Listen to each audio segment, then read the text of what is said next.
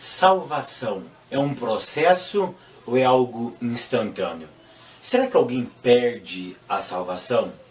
Será que você está salvo ou você ainda vai ser salvo?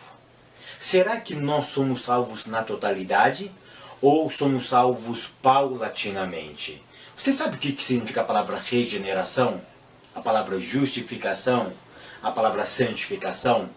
Essas e outras questões serão respondidas nesta videoaula, então não percam!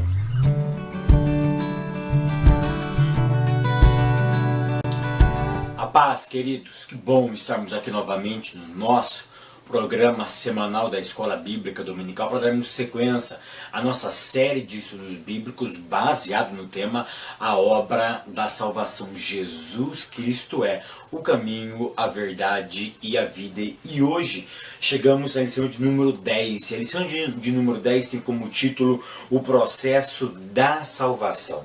E a leitura bíblica em classe se encontra no livro de João, ou melhor, no Evangelho de João, no capítulo 3, do verso 1 ao verso de número 7. Evangelho segundo escreveu João, capítulo 3, do verso 1 ao verso de número 7. E hoje vamos abordar o tema salvação. Mais uma vez, o tema vai ser abordado. O tema é salvação. E hoje vamos falar sobre o processo da salvação. O que é processo? Processo é um conjunto de etapas para chegar num bem comum. Então, o que é um processo? O processo é um conjunto de elementos, é um conjunto de coisas para chegar num bem comum.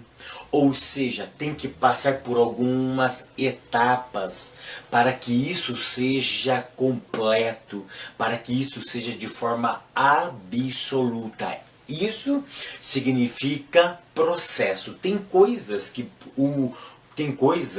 que vão ser fabricadas que o processo dessa fabricação demora, por exemplo, um dia. Tem coisas que demora aproximadamente um ano. Tem coisas que vai muito mais do que um ano, ou seja, o processo depende daquilo que vai ser feito, pode ser mais lento ou mais demorado.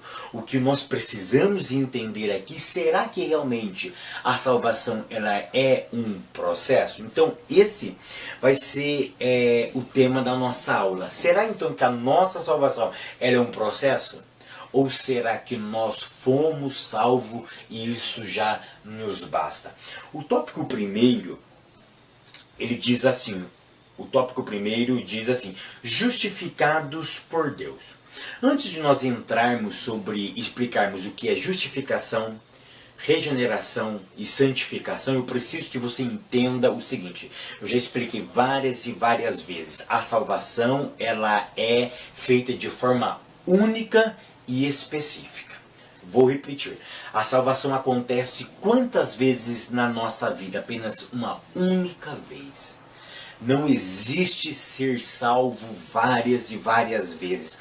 Salvação acontece. Então, isso você precisa colocar na sua mente, você precisa levar para a tua classe. Nós somos salvos apenas uma única vez, ok? Então a salvação ela acontece de forma única e específica, tá?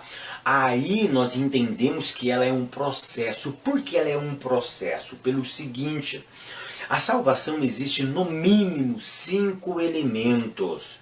O nosso autor abordou 3, tá? Ele aborda justificação, regeneração e santificação. Nós podemos acrescentar também o processo da adoção, da glorificação, que são elementos da salvação. Então a salvação é um processo que tem no mínimo 5 elementos: justificação, regeneração, santificação, adoção e glorificação. Tá? Aqui nós vamos abordar apenas 3 de forma muito simples e singela, porque só justificação nós já falamos várias e várias vezes em muitas e em outras aulas.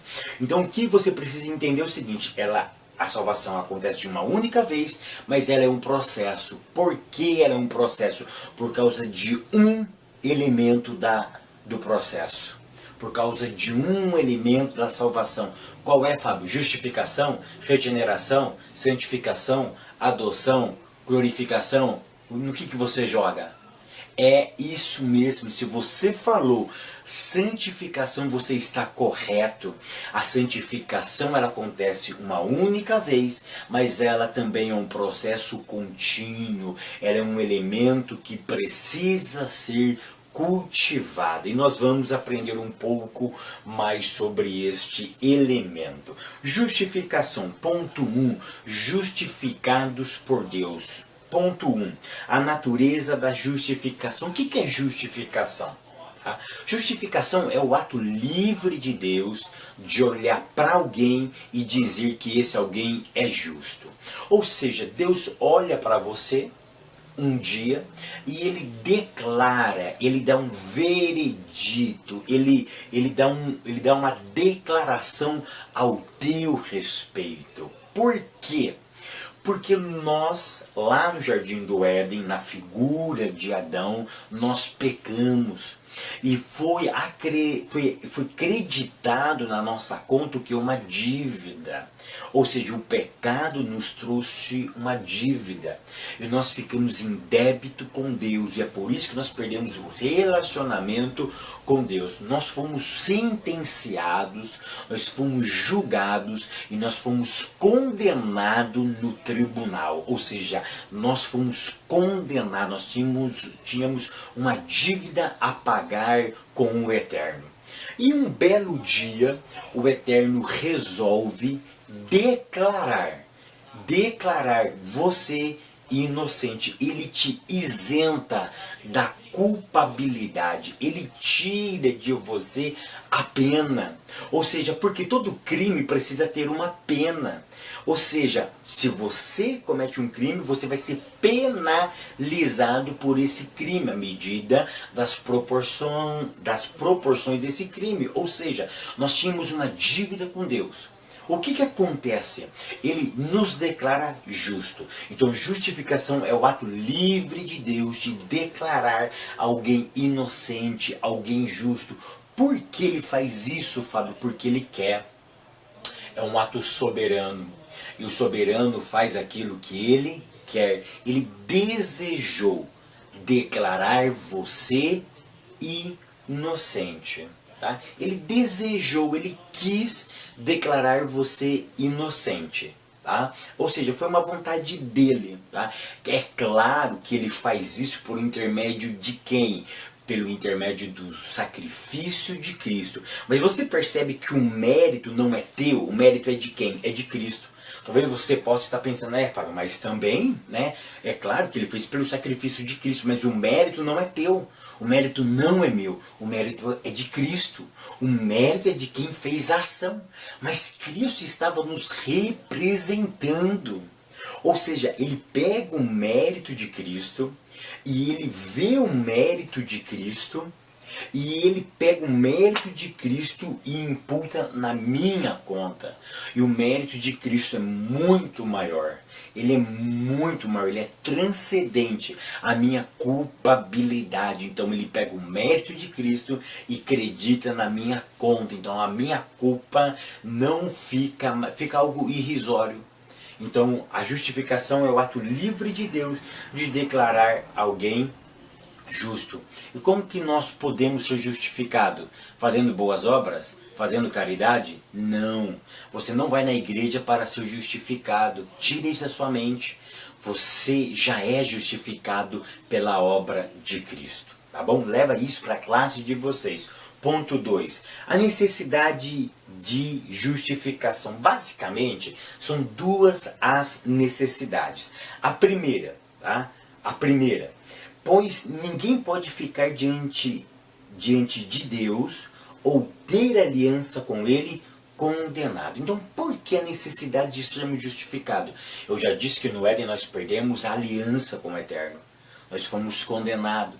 E ninguém pode estar diante dEle ou fazer uma aliança com Ele se está condenado, se é um réu, se é um criminoso. Ou seja, eu não posso ter aliança com um justo se eu sou injusto.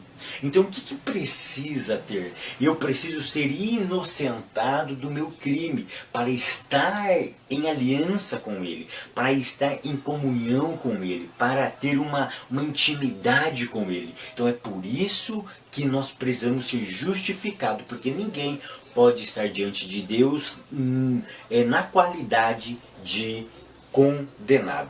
A segunda necessidade é a seguinte: para termos paz com Deus. Olha que interessante. Um condenado tem paz? É claro que não. Ele sempre fica em tormenta. Ele sempre entra em crise psicológica, ou seja, sempre ele vai ter alguém no seu consciente lhe maltratando, alguém no seu subconsciente, ou dentro de si, manipulando ele, ou seja, ele não vive em paz, ele não tem uma vida tranquila e sossegada.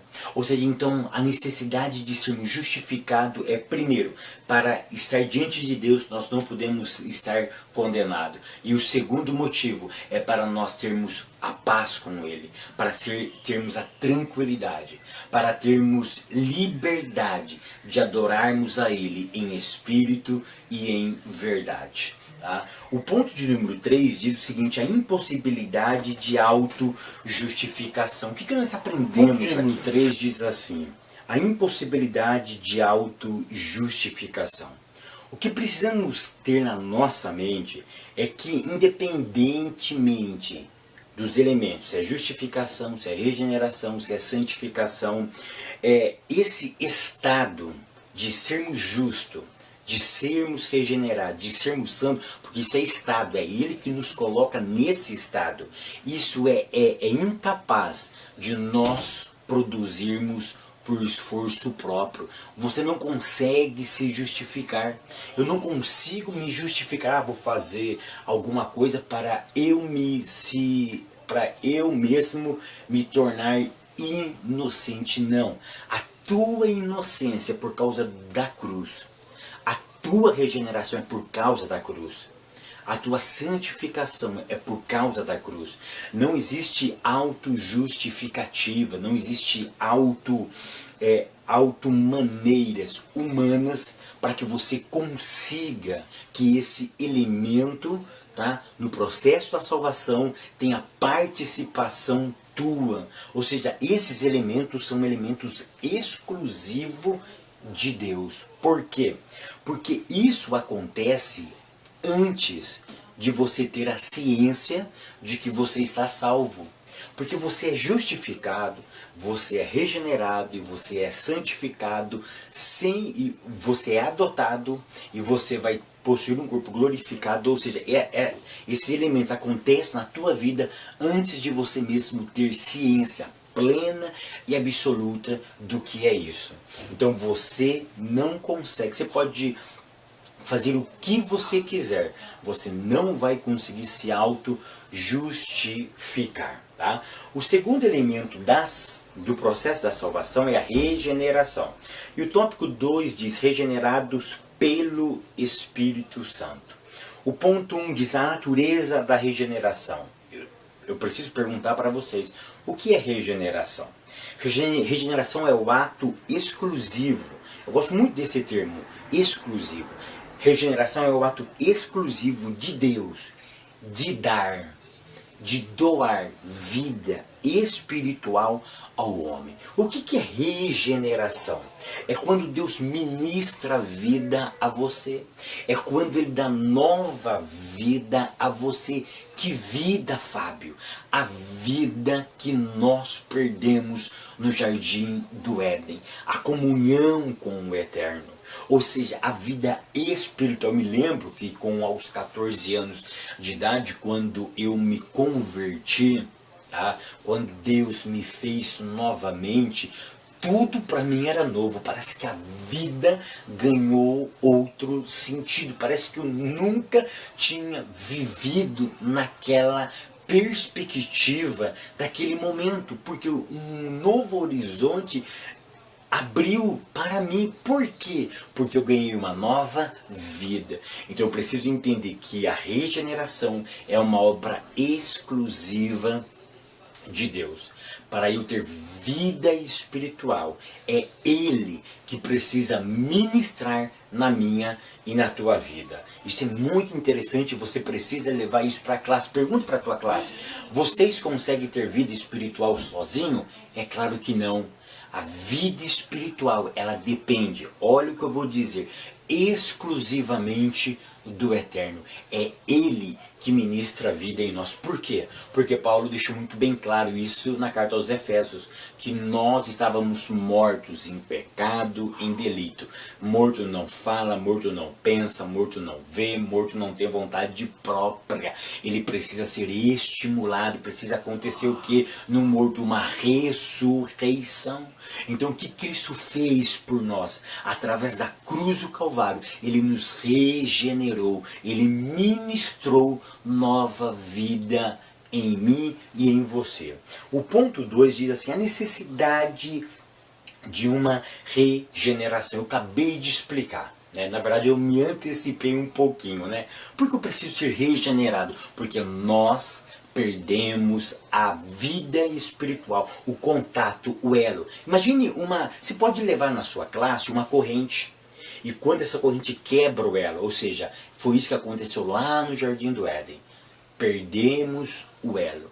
O que a regeneração veio fazer? Ela veio nos religar, ela veio desculpe minha expressão, ela veio nos amarrar novamente com o Eterno. Eu sou apaixonado por essa palavra. Nós fomos amarrados novamente com o Eterno. Ou seja, aliança é isso. Eu tenho uma aliança aqui com a minha esposa. Eu estou brincando no termo, eu estou amarrado com ela. Ou seja, não tem como eu desemendar mais. A aliança tem justamente essa ideia.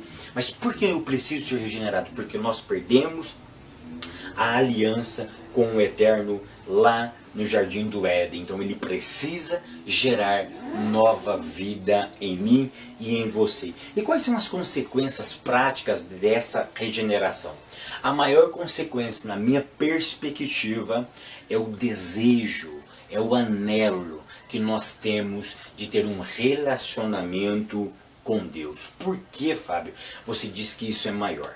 Pelo seguinte: as outras consequências, por exemplo, amor ao próximo, eu estou falando dentro do cristianismo, mas eu poderia fazer um ato ecumênico aqui, o amor às outras pessoas, por exemplo, a preocupação com o próximo. Isso é algo humanitário, que pessoas que não são cristãs também têm. Tem pessoas que não são cristãs e se preocupam muito mais com o próximo do que eu e vocês juntos.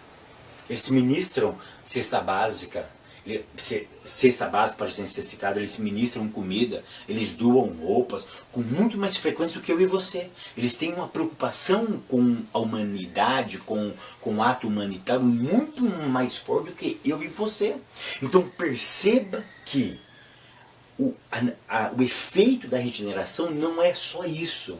Porque tem pessoas que não foram regeneradas, não tiveram nova vida com Deus e fazem muito mais caridade do que eu e vocês juntos. Ok? Então o que eu qualifico como a maior consequência da regeneração é o desejo de nos relacionar com o Eterno, o desejo de estar perto dele, o desejo de amar a sua palavra, o desejo de nos aprofundar num relacionamento profundo com o Eterno.